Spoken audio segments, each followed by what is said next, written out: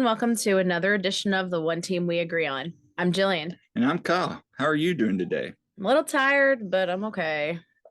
Yeah, that was a long weekend. I would say that it's been a long season. Very and long. and sadly it's come to an end with the Union's 1-0 defeat at FC Cincinnati this past Saturday. But even though the Union season has come to an end, we're still going to be recording, and we're happy you're here with us. So on today's show, we're going to be reviewing Jillian and I's trip to Cincinnati, kind of talk a little bit about the sights and sounds of the city. We got a lot of fun stuff to discuss there. We are going to cover the game, of course. Yep. You were in the supporter section. I was in the press box.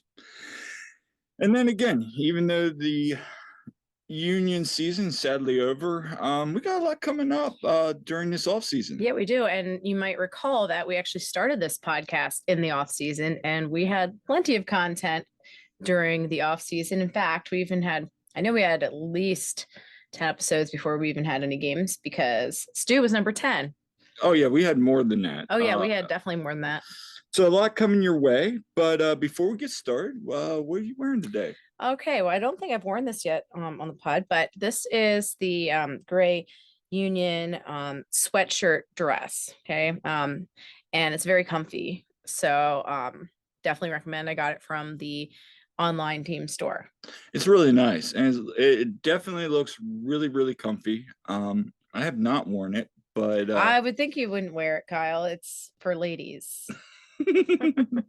All right, but it looks very comfy. Although maybe on you it'd not be as much of a dress. Yeah, it's very comfy. Well, you can assume because you haven't worn it. It looks comfy. It is very. And I'm wearing the long sleeve Philadelphia Union with a little smoke in the background under the Philadelphia Union. Someone with good taste got you that. They did, and thank you very much. I appreciate it. So before we get started, make sure to subscribe and follow. We'd love to interact with you as always. We're on Twitter at TOTWAG. And then we are on Facebook and Instagram at the One Team We Agree On, all one word. And you can follow us on Apple, Spotify, Google Podcasts, and of course YouTube. Please like, subscribe, comment, and again, and spread the word. Share it with your friends. There you go. So let's go ahead and get started. So let's talk about the weekend that was. We left Friday, drove out. It was a fine drive. Kyle did all the driving, just for the record, to and from his choice. I offered to switch it up, but he wanted to drive, and I'm not complaining. No, and it's a really nice drive. Of course, Turnpike's a turnpike, but once you got into like Wheeling and then into Ohio, it was a fine drive. I mean, it's a drive you could easily do in a day. I mean, we did it, and for us from Lancaster, it's like 7.5-ish hours if you don't stop. So. Right. So, I mean, you're looking at 8-9 from the Philadelphia area, depending on where you're coming from. But overall, a really good drive. We got in Friday evening. We stayed at where did we stay at?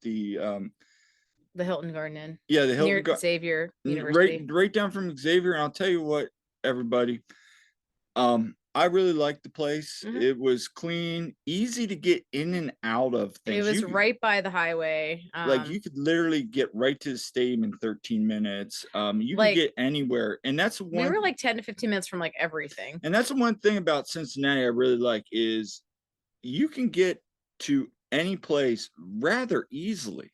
Yeah. That was the one thing right off the bat I noticed. Like, it wasn't hard to, like, from where we were right outside Xavier to get downtown to Kentucky, you name it. So that was something that stood out to me. Once we got all settled in, we decided to go check out some stuff. Of course, us being craft beer lovers, we found out that Cincinnati has a lot of decent craft beer places, and we checked out a place that was literally like 3 minutes down the street, same road the hotel is on. I actually just went on like Google Maps and I searched breweries, and it's like, lo and behold, there's one right down the street, and it came highly rated. So yeah, so we went down and checked out Listerman's Brewing Company. Yeah, and the thing I'll say about that place is when you immediately walked in there, the bartender was extremely friendly. Like, and Mhm. that was the one thing. Like, everybody sat there. I think I had like on my iPhone, I was just typing down suggestions because all these people, even people sitting at the bar, started giving us suggestions of places to go, Mhm. things to see. Once we told them we were from out of town, but Mhm.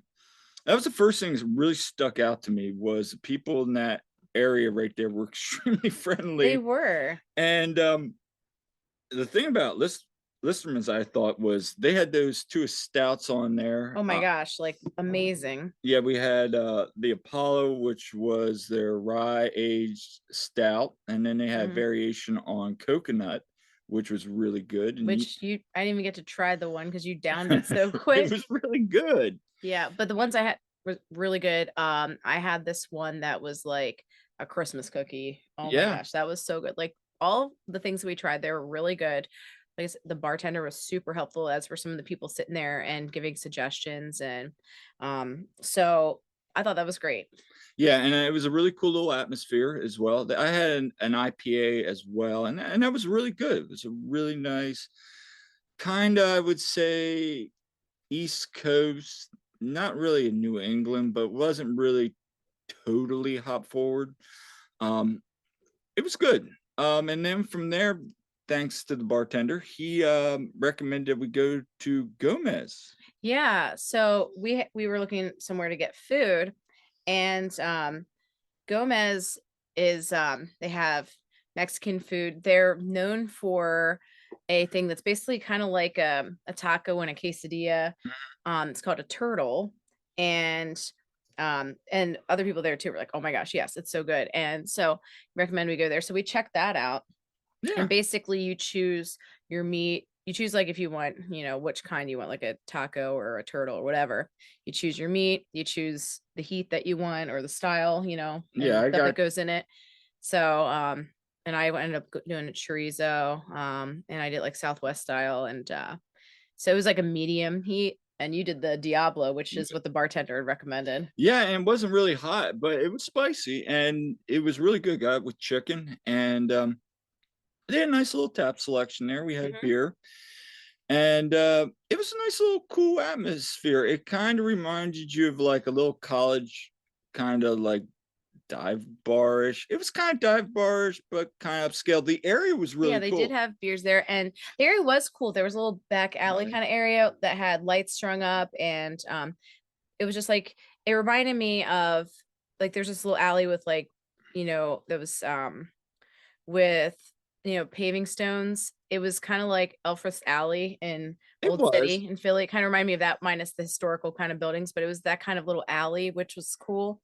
So and there was like places outside, there was a little patio. So I imagine in nice weather, because it was freezing, nice weather, that would be a really cool place to be. It would. And there was a couple nice little restaurants all around there too. And we were enjoying the food. They have a little bar area, plus they had other tables, and we had some drinks there.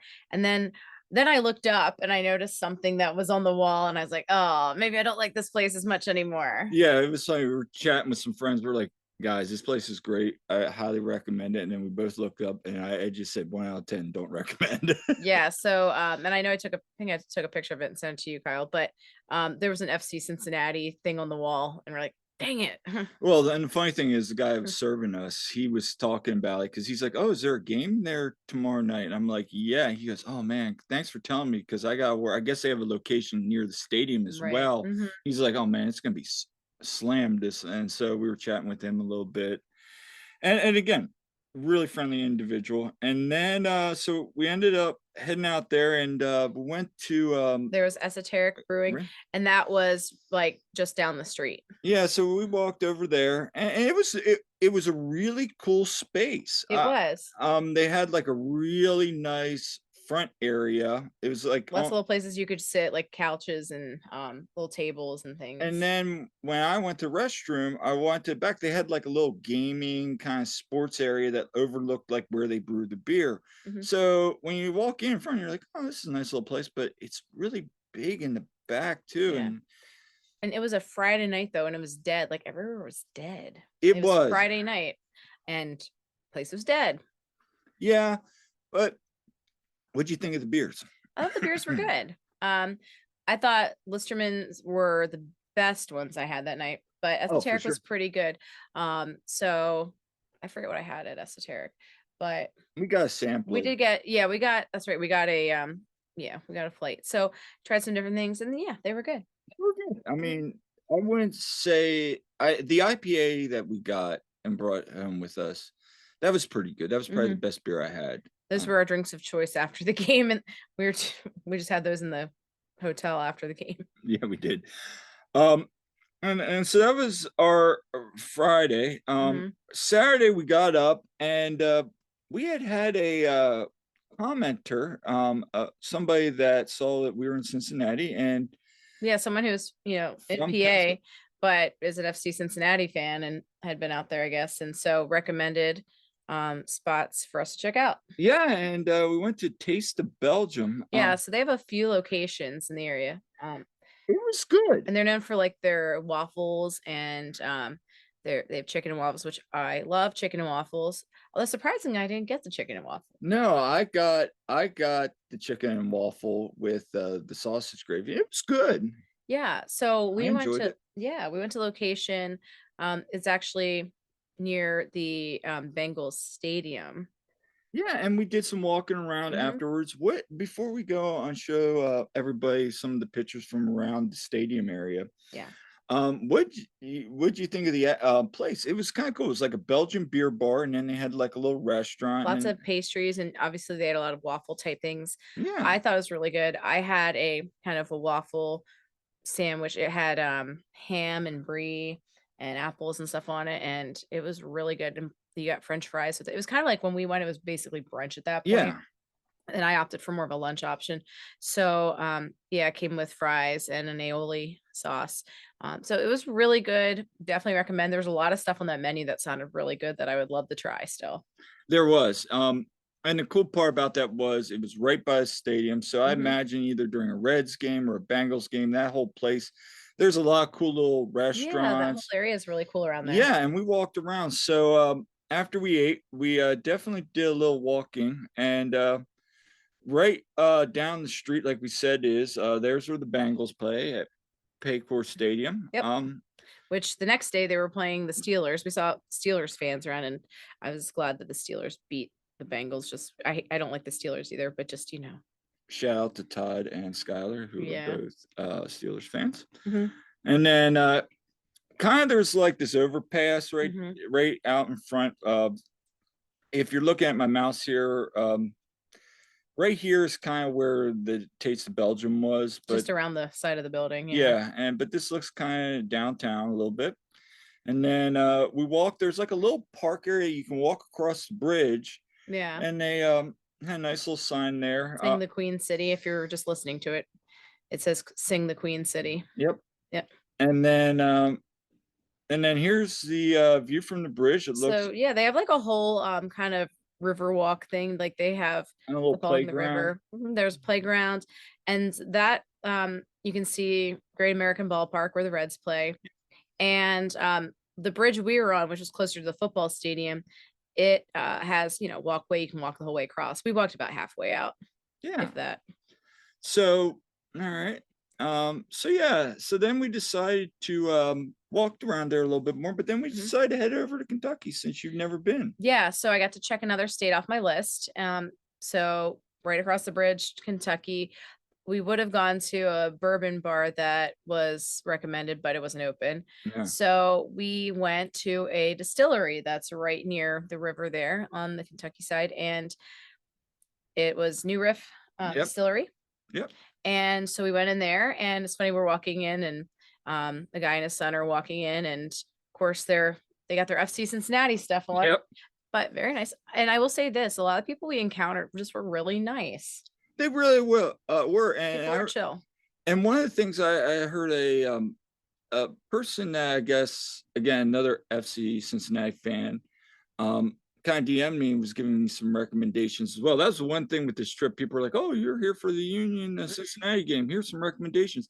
And I said, "Man, everybody's been nice." And they're like, they'll give you hell for 90 minutes, but at the end, it's kind of like what Jim said in his pre-presser. Well, we're too. People don't Yeah, I give Philly know. people a And they chance. were, we Yes. really are. It's just, Mhm. it was very cool. Like everybody there was real chilled, laid back, and Very- I really enjoyed our time. So, And by the way, the bourbon we got from New Riff is fantastic. And so shout out to our friends that enjoy that stuff. Jose. Yeah. Jose, don't worry, Jose, we're gonna be keeping some for you. Yeah. So, Tell you what, during the Eagles game Sunday night, yeah, that having some of that was needed because oh my goodness, if you watch the Eagles game. But so, anyway, so then we headed out, and we decided to head back into town and check out Finley Market. yes, Findlay Market. Spelled like Stu Findlay. Yes. Shout out Stu. No, it was described to us, and Mike Blankenmeyer, with Sons of Ben, he had sent out all kinds of info, and he has lots of family ties to that area, so he's pretty well versed in it. And Findlay Market was one of the places that was recommended. It's kind of like, if you think about, Reading Terminal, it's a much, much smaller version of some that sort of thing, or like much smaller market, but it was cool. Yeah, and we Stuff inside and outside. met up. So we basically met up with some friends of ours, Yep. um, and walked around there. And Yep. Shout out to Kristen and Dave. yeah, and so Finley Market was really cool because like there's that little market area that's enclosed, and that has like shops, um, food stands, kind of like Reading Market. But then all around there, there's shops, cafes outside of there, and Mhm. then there's shops lining both the side streets. So it's And then, very walkable. and then there was like an outdoor farmers market Yeah. right by the little like, and there was like a little playground park area right up across, and then it kind of goes out of town. Yeah. And It, let's talk about the fact that they have the connector. they do have the connector, which we rode, and then we realized it's going to take a lot longer. Yeah. We're like, we got to get back because our parking is going to be up. So it's basically a free like streetcar. It's on Mhm. rails and everything, and it goes around in a loop, and you just hop on, you can hop off where you want, and it's free. Philly, get on that. Okay. Right, and Like it's also awesome. it takes you to all the sporting areas, so you can like Yeah. literally from one area of town, you can hop on, go right to the stadium free of charge. It was nice, and I thought that whole downtown in Cincinnati was very, very nice. Lots of shops and cool places. And we'll talk more about the area around the stadium here in a little bit. But no, I wanted to ask, Friendly Market or Reading Terminal, which do you prefer? Oh, Reading Terminal, hands down. Yeah, I do too. I think it has more food selections. Yeah, we didn't actually get anything at Findlay Market just because like we were not hungry. We had just eaten. Yeah, but it But it was looks cool. good. It Looks was real cool to good. check out, and something that definitely we would love to check out more. And of course, my buddy Mike Hopes has been there a lot with wrestling. So he was texting you and I about jungle gyms. He kept like telling us to go to jungle gyms, which for those of you that don't know, apparently jungle gyms is A like huge international market. yeah, it's like he said to me, it's like Trader Joe, but like is like the grand bazaar of like supermarkets. So if anybody out there has been to jungle gyms, please let us know, because some of the locals are even recommending that we check out jungle gyms. Um, but yeah, it was a really cool time. So then we decided to check out a brewery that you and I have had beers from around that have been here, and Yeah. it's really well known for its sour, and that's And we Urban. Urban Artifact. Yep. Yeah, and we'd heard it was a really cool place to visit too. Yeah, and it is because Urban Artifacts, believe it or not, is inside a church. Yeah, it's a former church. Yep. So you enter right through where the little my mouse is here down below, and you kind of walk in. And they do have like live music and Yeah, things up there. top. And it's Yeah. like apparently a really great venue. But as you can see down below here, We had the tap room, and we had a flight and tried some different things, and everything was fantastic. I mean, if you like fruit beers, sours, oh my goodness. even their I had the IPA there. It was like their house IPA. It was phenomenal. And then I had that banana beer. That was really good. Yeah, had a bunch of different fruit ones, and they were very good. They actually had a pickle beer. I did not try, and I like pickles, but I don't know how I feel about that in a beer. But yeah. And then So let me ask you, Yeah. which of the breweries you went to, which was your favorite? Oh man. So I really enjoyed, I think I just had the most fun probably at Listerman, only because like there were stouts and I had those, and it's a great time of year for stouts. Mhm. But also Urban Artifact had some really good sours, and we ended up getting some to go. I had the key lime pie one that I tried that last night, and it was really good. We got the blackberry as well. Yeah, so I haven't tried that one yet, but Yeah. it sounds good. So I don't know, like I like them both for different reasons. Yeah, I personally thought Urban Artifacts, the whole area right there was Mhm, awesome with the church. mhm. It's a cool venue. Listerman's, I thought the beers were a lot better. Yeah, I thought the beers were so good, and also I just enjoyed like talking with the bartender and just chilling out there. So yeah. So then we decided to head to the stadium, and met up, went to Taft's. Yeah. So basically we Ubered in because we went back to the hotel. We Ubered in and we were meeting up with some people that we know, again, Kristen and Dave.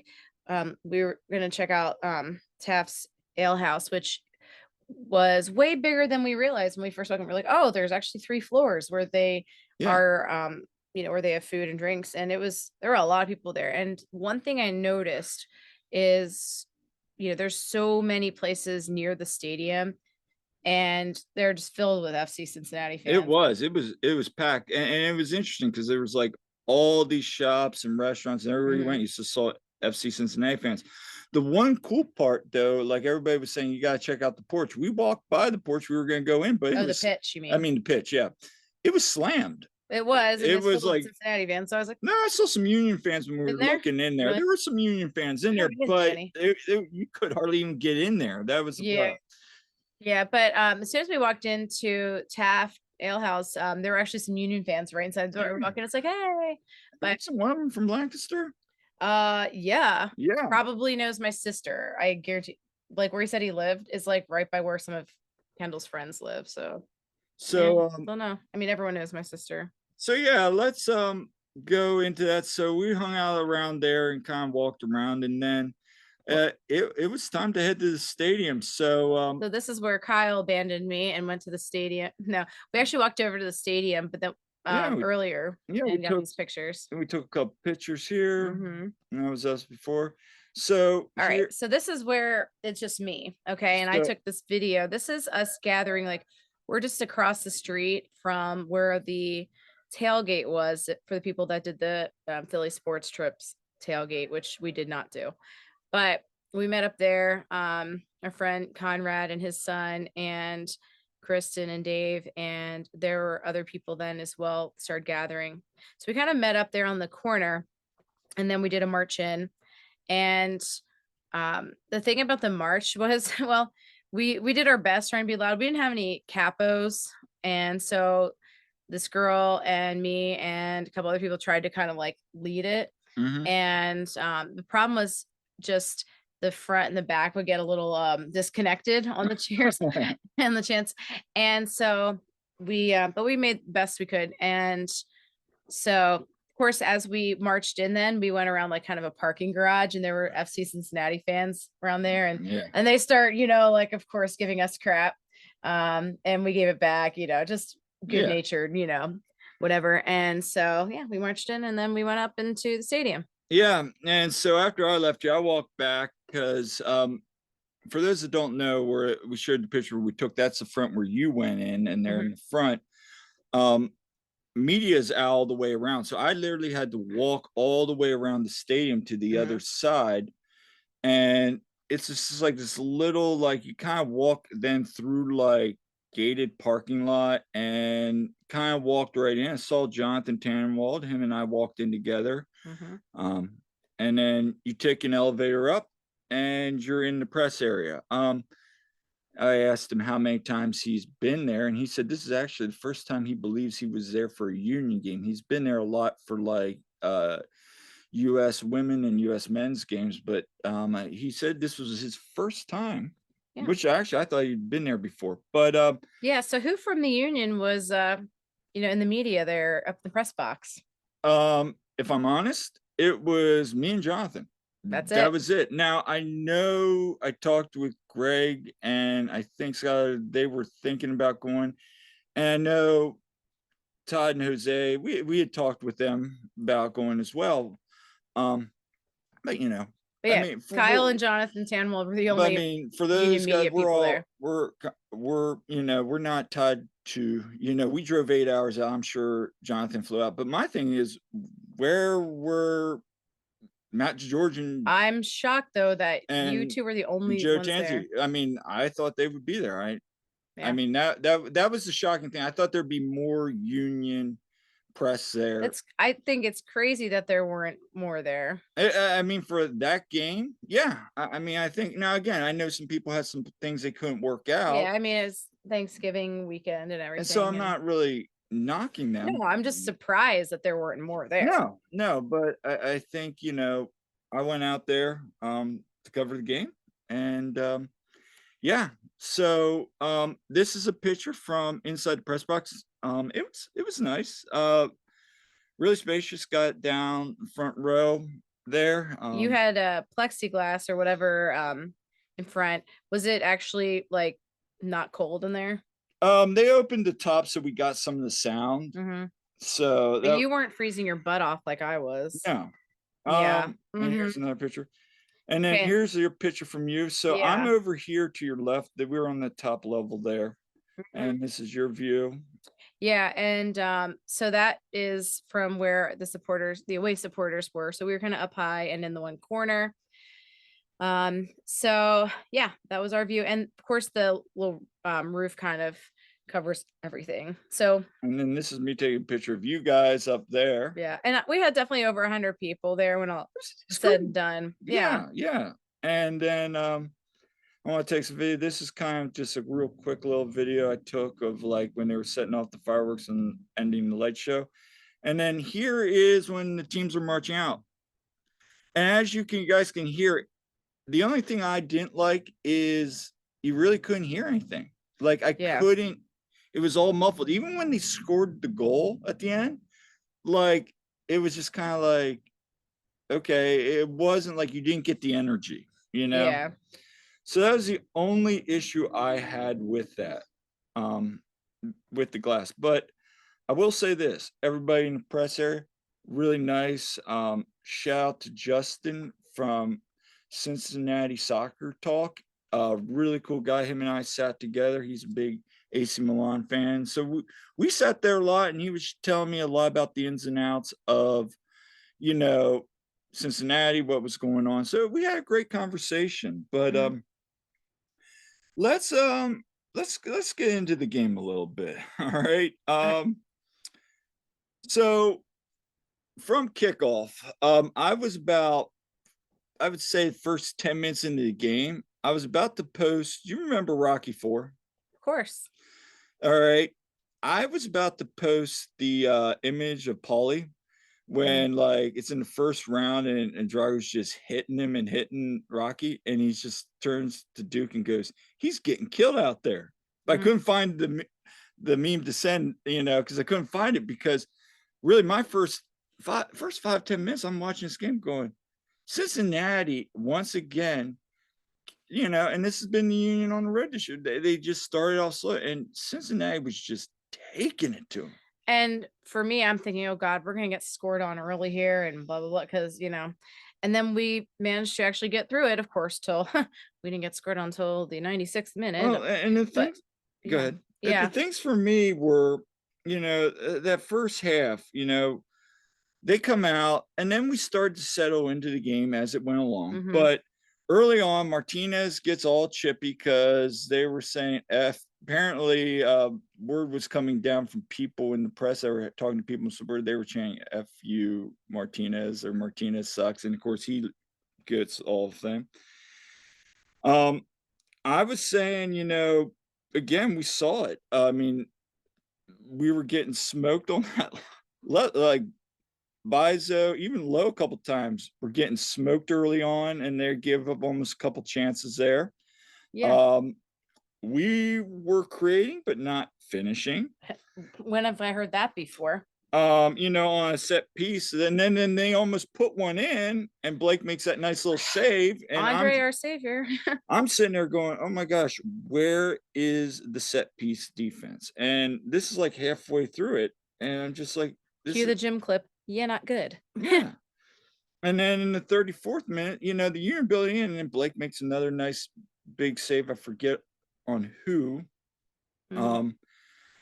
But then we finally start, as I said, kind of 35th minute on into half, we start building and getting some chances. Mhm. I think it was Jack finds a nice ball, plays a nice ball, eventually gets to Mikkel, who has sitter. Yeah. And of course, what's he do? Shoots it over. There was another set piece. Nate got a head on the ball, but shot over wide. So again, we were creating chances, and that's what I was saying. And then there was a play, Biza, one of his few really nice plays, makes a run up the Oh side, yeah. crosses in. There's no one there. No one there. Set it up perfectly. And I will say this. That has been one of the biggest issues with this Union team compared to last year. And when we get to our season end review show, I pulled up a stat. And I will just say this, and I'll show the numbers at that time. But the Union created chances this year. In fact, we took as many shots this year as we did last year. The difference? Shots on target. We were hitting the target at a higher rate clip this year than we did than we did this year. So, and that's what we were making the chances. And I was saying that to Todd as I was walking out of the stadium, the chances were there. I mean, there were times that Cincinnati was giving us the top of the 18 to shoot, and we were not shooting the ball.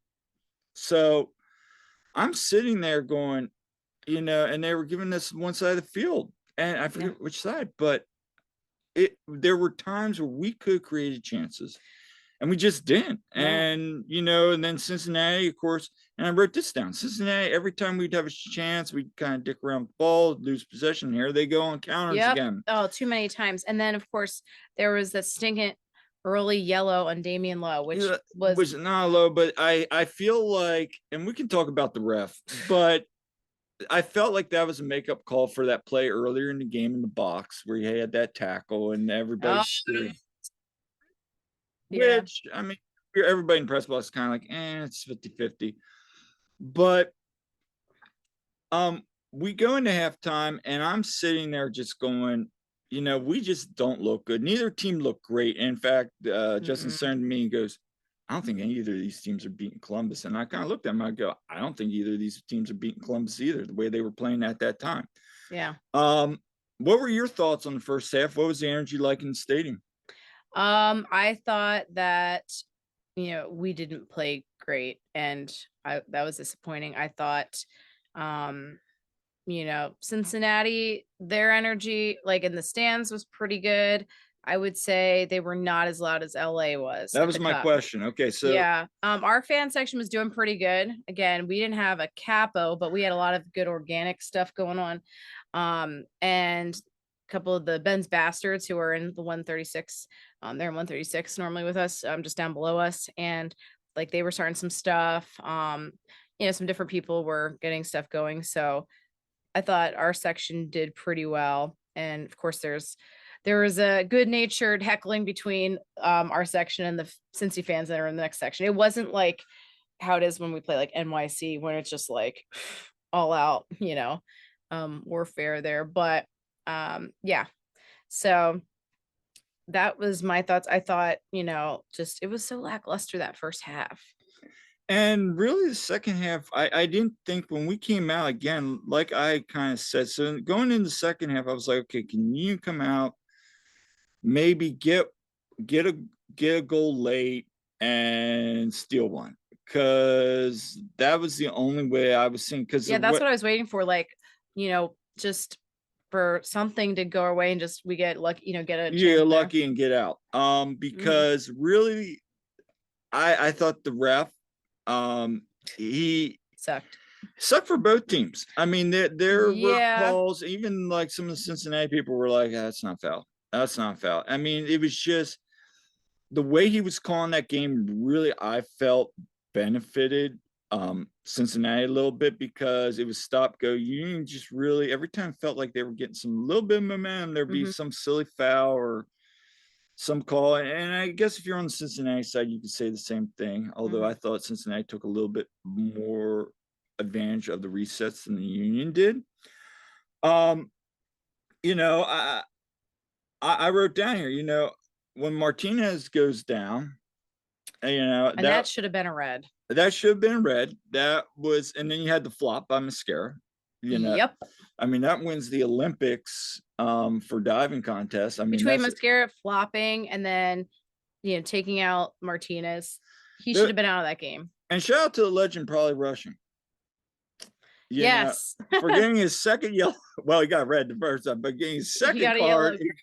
So it's not going off the field with Martinez. And by the way, our fan section went wild when they announced yellow card issued because to everybody's Philadelphia, you know, what was it? Philadelphia, you know, staff or whatever. And we're like, yeah, Paulie, you know, and everyone was going nuts. So funny story. I'll say this. So after the game, I'm sitting there right outside the locker room. Here comes Paulie walking out, and Jim's walking by him. He's like, sorry, Jim. And Jim turns to him and goes, it's okay, Paulie. It's okay. You were doing what you had to do, or something like that. Like basically just saying, you know, I'm fine with it. But yeah, like Paulie, like the first thing was like, Jim, I'm really sorry, you know, kind of thing. I kind of do too, because I was watching him and he was jawing. I mean, if we ever get him on the show, which would be awesome. Yeah, that is my goal. But you know, second half again, we had some opportunities. Who gets that ball inside and kind of just plays with it, couldn't get an angle to get the shot off. And you know, Harrell had probably the best chance. I mean, Time makes a great save. Oh, Harrell had a great shot. I will say that was probably his best shot I've ever seen. That was the best shot in the night on our outside side. of his headers. That was probably his best shot from open play I've ever seen. If somebody wants to correct me on that, that was our best shot of the night. That was our best shot of the night. And then you know, we just didn't capitalize. I mean, I think, you know, we'll talk about here, but you know, we get that set piece, they get that play in the 94th minute. Which was kind of soft to begin with. It was, but they get the piece, ball goes in. And let's, before we talk about the offsides, again, nobody had, and Jim even said, nobody had a marker on those players. And yeah, you know, what, you know. And he got right in. And as soon as that ball dropped right there, I'm like, that's game. And it went right in. Offsides aside, that was not good on our part anyway to allow that. That's what's happened to the Union all year at times. I mean, just late games, we have like bad plays. So, I mean, something's got to change there, because last year, I mean, we gave up some, obviously, on restarts. I mean, let's not talk about the restart that gave up that goal. Oh my goodness. Okay, seriously, we've gotten burned twice now. And you could technically, I think the third goal, the game in the COVID game, I think was off a restart too. Wasn't it when? Well, didn't that happen? Bizo, like yeah, but it was off a restart. And he got restart. I couldn't even remember it. I believe it was. If somebody wants to correct me on that, please. By the way, yeah, that 2 years ago today was the Eastern Conference semifinal against Nashville when we won in PKs. Yeah. And if any of you guys see my personal Twitter, my background is Andre, you know, celebrating and from that game. And so my question is, was it offsides? Yes. I think here's my question, and I want to give a shout out to Kevin Kincaid, because he broke it down very beautifully. It's not even about did the Union deserve to win or not. Think about, and if you haven't, go back, check his Twitter feed. He has his video on there. It's excellent. I mean, think about this. This is a top 4 sport. The Eagles, baseball, a call where it is changing a playoff game. Basically, if this were the Eagles, they would be looking at all these different camera angles, analyzing the crap out of it. Okay. But not only that, let's say they don't. Let's say they look at just one camera and then they come back and say, oh, no, that's a touchdown. Or it's a, you know, and when it's clearly not. you would not hear the end about Oh my this. gosh, no. ESPN, all your local talk shows, And we've seen national teams media. get burned like that. New Orleans. Yeah, but what I'm saying is, then you go and look the next night, Mhm. and there's that Houston reg that what was it, They're, handball that they they're should have gotten a PK, yeah, they right? should got a PK. Somebody saw the video, but some people were like it was a dog, so that's a red, Yeah. and they really don't do anything there. So that's 2 nights in a row. Yeah. The MLS has missed calls. And look, we're not here to say we know what the right call was. All I know is when that goal went in, all right, Mm-hmm. there was people looking around kind of at the monitor going, ooh, he's offsides. That's going to get Yeah. reviewed. And we didn't notice it as much because our angle is harder to tell, like the offsides. But I saw on my phone, I saw like people being, wait, that's offside. And then everyone, it starts going around. It's actually like, wait, he's offsides. He's offsides. Oh no, and then you saw because they were trying to restart, and the union are going absolutely like, yo, you need to check this. You need to check this. Like, I'm looking down there, Jim's looking at the sideline official, like, you need to check this. And that's what makes me so mad. They could have done a thorough check of it. If they check it and they do a good, job of checking it and it's deemed to be okay, it was a good goal, or whatever. Okay, I can live with that. But the fact is, it's utter crap that they did not do a thorough VAR check of that when it is at the end of this game. It is a champion, it's a semifinal. Right. The season is on the line and it's utter crap. It is. And here's what gets me. Afterwards, and I'll hop ahead a little bit to press conference. So Jim, after the press conference, turns to me and Jonathan and says, was he offsides? Kind of jokingly, like, was he offsides? Jonathan talked about what Pat Brennan, who is I believe works for one of the papers in Cincinnati. I guess you can go into like this pool if you're in the press and get like asked for explanation. They said something about they determined that the second to last defender kept him on or something like that. And it can't be his arm because the arm doesn't count. No, what I said to Jim was very manufactured. Jim, I literally was looking right down on that line, where that line was. I saw that line. And to me, in the moment, I'm not going to sit there and say, oh, I was like, oh, right, he's offsides, he's offsides. But in the moment, it appeared that something was off. Like when we have been to enough games from the press box in the River End, you can tell where you're like, ooh, that's going to get maybe reviewed.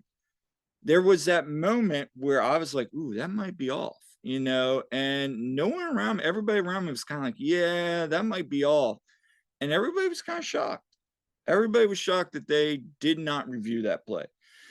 So if you have a bunch of Cincinnati reporters even going, wow, I'm surprised they did not review that. What does that tell you? Yeah, and I saw that too. Like coming from Cincy people, even that, those reporters. We had other opinions going, dude, that was dirty.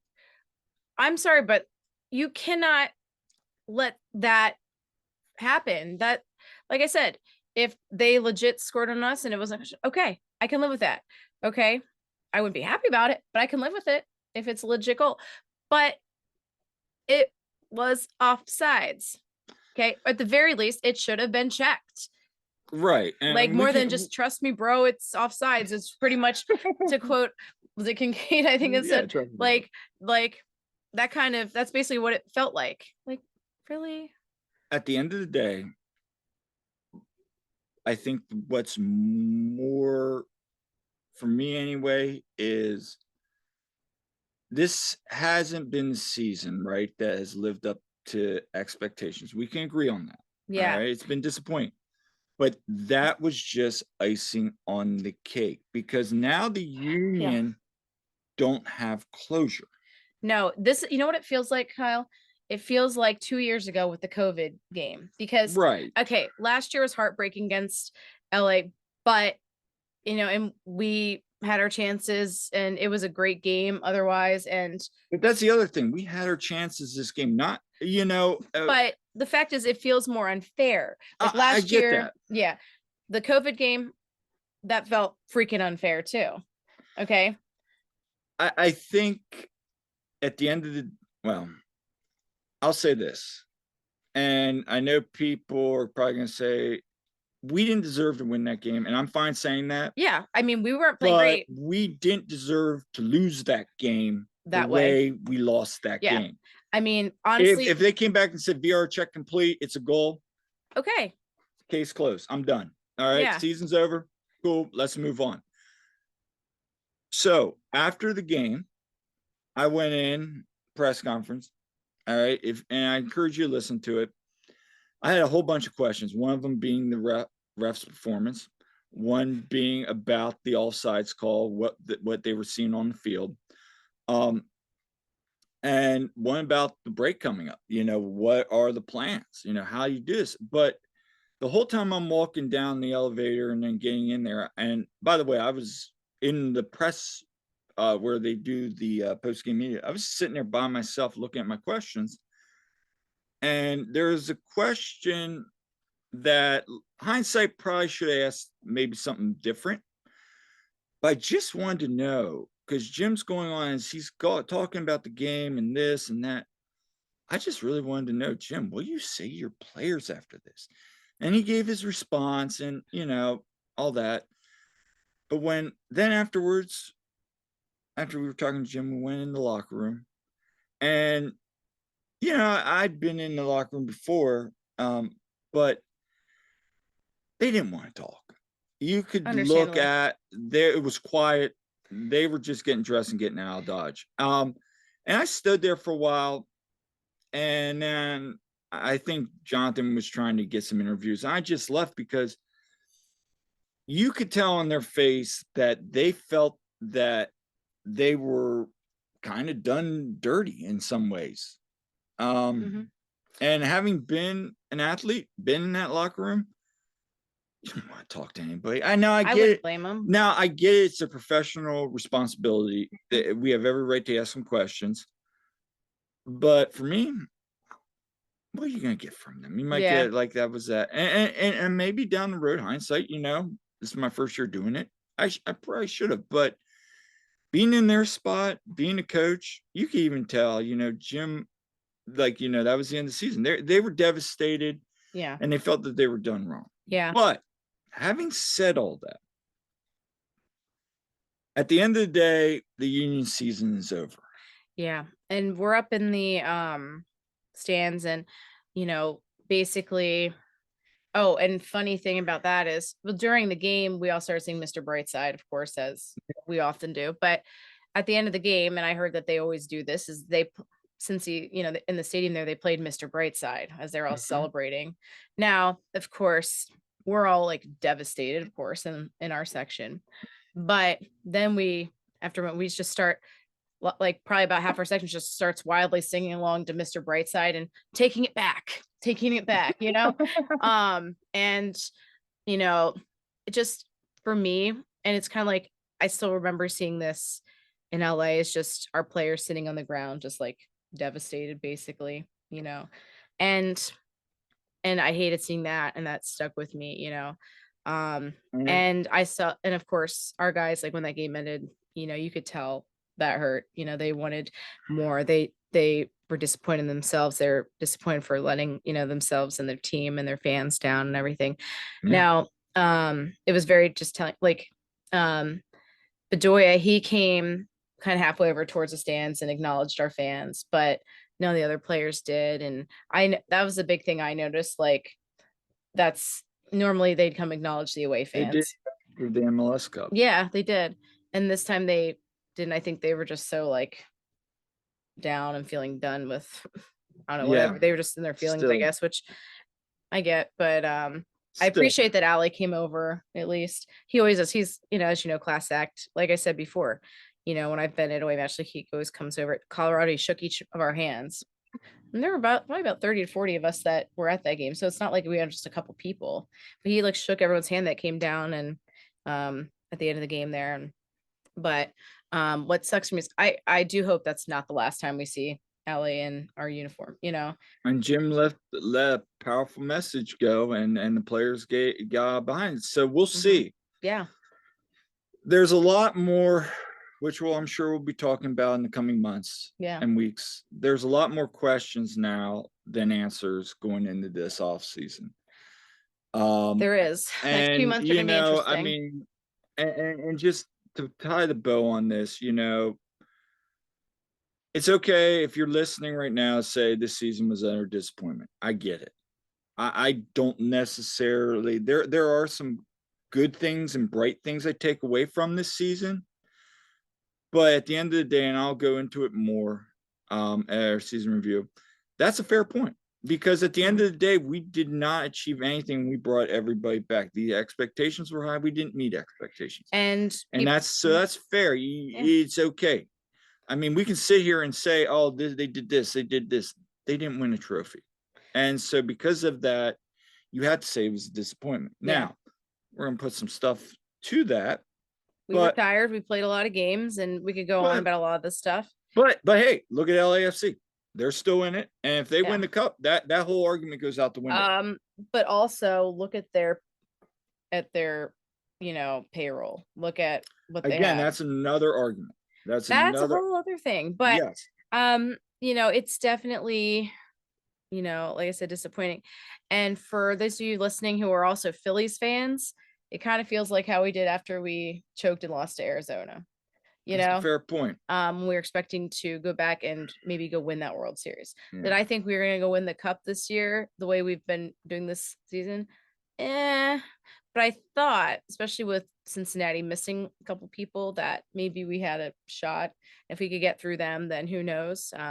But well, that's how it went. And now we have, lots of questions for the off season, and and the next season will be here before you know it. Yep. I mean, it's funny how we were freezing our butts off at the beginning of the season. Here we are freezing our butts off. Well, at least I had multiple layers on, by the way, and my toes were like frozen. I had 2 pairs of socks on and boots. I had like 2 layers of pants on. I had like probably 4 layers of tops on, and gloves and the whole thing. And I was still cold. But before you know it, we're going to be freezing our butts off in February at the Sub again. So yeah, but at the end of the day, I think for Cincinnati, I would go back again. Would you go back? I definitely want to go back again. I had a blast there. It was a cool stadium. The city was fun. People were great. Yeah, I definitely. So if you're listening still, definitely check out FC Cincinnati. Go to a game. We highly recommend it. In fact, I think it's probably one of my favorite MLS cities so far that we've visited. I am disappointed that we don't get to go to Columbus this weekend. Yeah, we had talked about going to that. But hey, at the end of the day, we get to, at least, now have some time to regroup and go forward. So I'll be interested to see coming up, with some of these deadlines, what moves you make, what Jim says in his postseason press conference. But again, a lot more questions than our answers at this point. But let's not end on a negative note. We got some questions. We got some people actually did. First off, Mike Barrera wants to know, what is your favorite artifact or item that you didn't purchase this year? Yeah, he basically asked, which apparel or accessory do I regret not getting this year? So what's the... Okay, so I'd have to think hard on that, because to be honest, things that I saw that I liked, and to your annoyance at times, I went and got. Yeah, you did. Yeah, I mean, I waited a while on getting the concert shirt. I would have regretted it if I didn't get it. I have no regrets about getting that one. I do love that one. And I got most of the tops that they put out, like the jerseys. And the only one I didn't get was the Love Unites one, which it's nice, but I don't really regret not getting it, just because, right. I mean, it's nice, but it's and I don't regret not getting the Captain America one, because like I said, it just looks like wallpaper for my MacBook. But anyway, probably the one that I do like that I didn't get was, and it's in like the team store, is it's like the black sweatshirt and it has like PHL on it or whatever. I like that one. You know, it has like kind of yeah, it's just like that. I do like that one. There was also, I was just waiting for things to get like cheaper. The jacket that I got is actually way cheaper now, go figure. But also there's like more of the kind of cream colored Union sweatshirt that I know some people got, and it's really cute. Again, I don't know if they still have that for sale in there, but that one was a nice one. Yeah. So there are a couple things there, but for the most part, I kind of got everything I wanted. And The only yeah, thing I would say was there was that Live Breathe Football, the one hat that they had, not the midnight navy one that they had, yeah, that one or the light blue one. the dark one. I like that a lot. That and one's nice. that was nice. That was the only hat that was the only thing I was like, "Ooh, I really kind of Yeah, want that." And I'm not a hat person really. I mean, I have a couple. Oh, I'm so glad I got the pink one. I have absolutely zero regrets about that one because I never saw it in the store again after. no, Like no, I got lucky enough to get it. Plus, it's signed by Mikel Ua now. yeah. But yeah, I agree. Like, I really like that hat that you're talking about, and that's what I would wear if I, again, I wear hats not much, at least not like baseball caps, those kind of things. But And yeah, then we have one other question, and I gotta read this one because our friend Billy sent this one. I gotta go back and find it here. And now I can't find it. it's okay. I got you. All right. So apparently on More Philly Union Shout out to podcast, them. yes, they asked which Union player of all time would play which instrument in your four-piece band: drummer, bass player, guitarist, singer. So of all time, that makes it interesting. Let's make it interesting for you. All right. Let's say from 2021 to current. Okay. Well, first of all, okay, singer. I don't know how good any of these guys sing, but Julian Carranza, just because he'd be a good-looking lead singer. All Okay. right. Okay. All the ladies would love him. He's cute enough to be in a boy band. So why not? I'd love to know if he has any singing ability, to be honest. Okay. For guitarist, I have no idea if these guys actually play, but you know what? Jacob Glesnes, he is this big, sexy Norwegian. Okay. See, I'm thinking him more for bass. He could be bass or guitar. I'm saying bass. Yeah, bass. He's bass. Yeah. Yeah. Because yeah, I mean, come on now. He could be definitely in a band. Now I know for a fact Andre Blake can play the piano. If we were discussing a keyboardist or pianist of some sort here, it would be Andre. But I feel like Andre could keep a beat. I feel like he could play drums. Yeah, and I'll tell you who I would get on lead guitar. I'd get Jose Martinez on lead guitar because he's got that attitude and that I was thinking that too. Yeah. So yeah, there you have it. I think those would be probably the picks. Yeah, that's a good question. That's a fun question. So coming up on this off season, of course, we're gonna have some more guests on, interviews. Hopefully we get some players and other people in the media on here. Yeah. And then we're going to be coming up next week. We're going to be doing our post season review, kind of doing our projection review, trying to just go over the season. Maybe have some fun stuff. We got some fashion coming up, obviously, down the road. We got some winter fashion from you. Christmas is coming up. Yep. And Jillian's got something in the works with that. And then, obviously we'll have LA.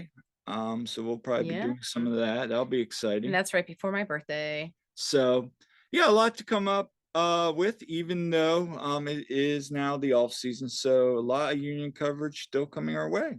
Yep. And of course, in the meantime, Birds are 10-1. So we get to focus on, I guess, some of the other Philly sports. Oh, by the way, Sunday, there were two teams that we agreed on. How about it, Kyle? Yeah, go Eagles for beating the Bills. Hey, You guys heard it there. hey, Dolphins got a 3-point, Yeah. 3 game lead. Yeah, he was just cheering for the Eagles, to help out the I Dolphins didn't there. say cheering. I was just happy. Uh-huh. I was happy the Eagles won. Yeah. So anyway, that's all the time we have for this episode of the One Team We Agree On. Make sure you subscribe and leave a comment. We love hearing from you. And if you have any ideas for future episodes, please send them our way. And until next time, I'm Kyle. I'm Jillian. And we'll see you at the game. Not for a while. That is true.